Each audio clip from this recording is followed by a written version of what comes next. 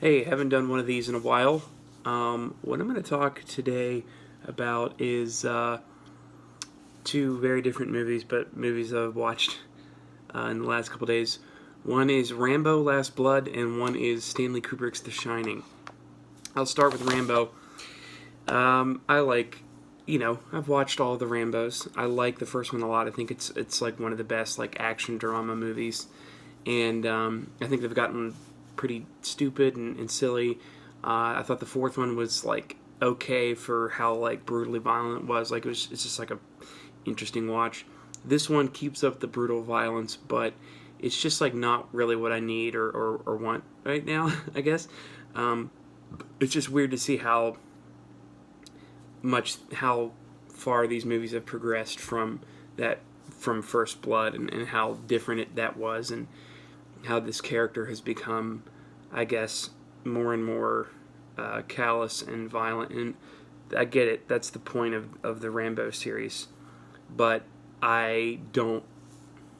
It's not my favorite thing to see a character like that progress and get more and more uh, shut off from the world and angry and upset. It's not a terrible movie. It's not for me. Not what I want. I'll stick with, 2 and 3 are silly, and 4 is brutally violent and pretty depressing. This one is just a continuation of that fourth one, of the brutally violent and depressing, and I don't know. I don't think it was necessary for me or for the world. The Shining, 1980, Stanley Kubrick.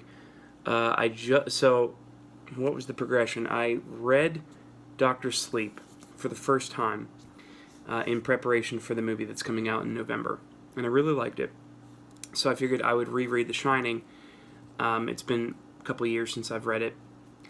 I read it, and then I bought the Blu-ray of Kubrick's adaptation, and I also watched before buying the Kubrick movie. I bought and watched the Stephen King approved Steven Weber TV miniseries, which I had seen before, but only once, and it's been a while. And I tweeted a while ago. It's like I like all of these three properties: the novel, the miniseries, and the film. They all have their own charm. Obviously, the thing I like the most, I think, is the novel, and I think the thing I like the next is the Kubrick movie, and then the miniseries, the third. The miniseries is much more faithful to Stephen King's vision or novel, but sometimes to a fault. He has some stuff in his books that just don't translate to the screen very well, I think. They sound good when you're reading them, but in your head you're going, this is not going to look good if you try to put it on screen. And the miniseries tried to do that, and a lot of it falls flat. Now, again, I still like watching it. I think the kid who plays Danny in the miniseries is really good. I think it might be better than Danny Lloyd in the Kubrick film. And yes, Steven Weber and Rebecca De Mornay definitely act more like their characters from the book than Jack Nicholson and Shelley Duvall do. But I'm here to talk about the Kubrick adaptation. I just finished watching it. I've seen this movie several times, I think. At least 3 or 4 times in my life. This is probably the 4th or 5th time that I've seen it. But I think for a while I was just kind of like, because I'm such a King head, and I knew how he felt about it, that I was kind of like, baff, I reject it. I don't need it, Nicholson, too crazy. Shelley Duvall, too hysterical. And if you're looking for a perfect adaptation of the novel, then that is true. Nicholson is pretty much a psychopath from jump. Shelley Duvall just yells and screams and doesn't do a whole lot of stuff. But even as I'm saying that, that's not true. Here's what's funny. I was noticing, because I've just so recently reread the novel, Jack's thing is he's supposed to be the caretaker of the Overlook. The only time we see anybody, sincerely, maybe I'm wrong, but the only time we see anybody taking care of the Overlook in this Kubrick film is Wendy. Wendy is doing stuff to help out the hotel and to keep it up. Jack's just click clacking away. I'm serious. It's kind of funny that the flip flop there.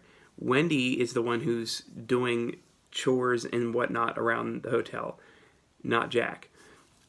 So Wendy is proactive in the film, and then when it all kind of falls apart and Nicholson goes nuts, she does become very hysterical. That's because Stanley Kubrick basically tortured her psychologically into getting those reactions, because that's the reactions he wanted. And again, it is a Nicholson's performance is at 11, so hers is at an 11 too. Nicholson just cuckoo as Cocoa Puffs, just huge facial expressions, to the film's benefit. I mean, I think it's really fun to watch Jack just be nutso. And honestly, what I read it as is because when he's talking to Ullman in that first interview sequence, he doesn't seem that weird.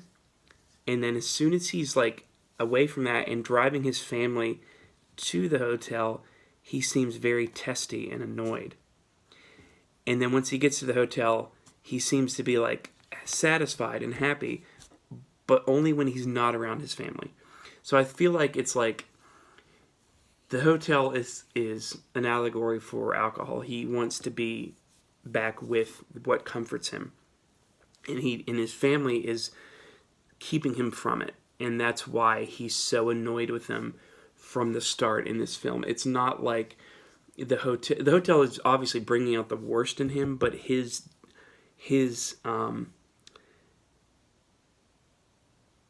resentful attitude towards his family has been present for a while, I believe, and it's the hotel is doubling it, tripling it, quadrupling it.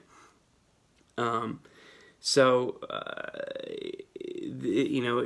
really like this movie. It's a real slow burn. It's 2.5 hours almost, and it's just kind of just ratcheting it up the tension, where things are going to explode at some point, where Nicholson's just going to go off the deep end, and it's not going to be safe anymore, and it takes a while to get there, and we see things, and then we cut away from it, and we go to the next scene, and we're like, the pot is going to boil over here, and it does, with the classic, here's Johnny, and huffing, I'll puff, and I'll blow your house in, and the axe, and the hedge maze, and all this stuff, it's all there, it's all still iconic, I think. The blood elevator, the dog costume, all that. Jack just coming out of nowhere and killing Dick Halloran, just, oh! That's great. It's not in the book. He doesn't actually, Halloran doesn't die in the book, but it's all there, and it's all great. And I think that I do have a new appreciation for all of the performances in it. Like I said, I kind of like the kid who plays Danny in the miniseries a little bit better. Not to take anything away from Danny Lloyd, but he seems a little bit more proactive. He seems a little more with it. Danny in this movie is almost catatonic. He just seems very. The Shining makes him retreat into himself and very monotone and very, I'm scared, Mom. That kind of thing. Anyway, he's doing the Tony thing, whereas Tony in the miniseries and the book is an outward representation of an older version of himself, essentially. But I've always, I saw the movie first, and I liked Jack's performance. I thought it was crazy and fun, and I'll admit that for a while I was like, Shelley Duvall, all she does is scream, and that's when the hotel finally reveals itself to her, and Jack really goes nuts. Yes, Shelley Duvall gets hysterical, but wouldn't we all? I guess she's very proactive in the beginning of that film, in the first hour and a half of that film, when like I said, she's the one doing all the work around the hotel while Jack just types. She's checking in with the forest rangers, and she's like twisting knobs and stuff throughout the hotel. She's and I just don't think that she quite deserved the hate, first of all, like the Razzies and stuff. And over the years, just people say, "Oh, Shelley Duvall is terrible in that movie." Why?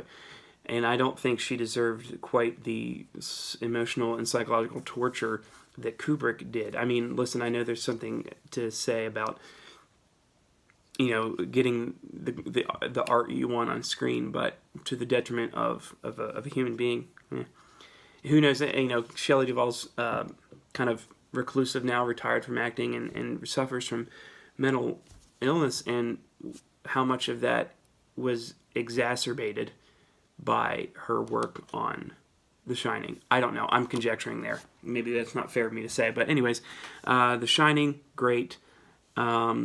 Great book, great movie, great miniseries. It's a great story. Haunted hotel makes a guy go crazy, wants to kill his family. It's fascinating. Empty hotel with ghosts. That's creepy. It's cool. And so is the movie. Great music too. Great cinematography. The hotel itself looks amazing. I know they build a lot of sets for that, but I mean the motifs, the Native American motifs, the costuming, the set design, so 70s but so beautiful. I love it. The exterior shots are great. I'd like to visit that place sometime. So there you have it. I have, like I said, been kind of away from doing these for a while. That's honestly because I haven't watched too many things in the theaters lately. You know what I'll do right after this? I'll do one on the amusement park. So I'm gonna go take a leak, and I'll come back to you and talk to you about George A. Romero's The Amusement Park.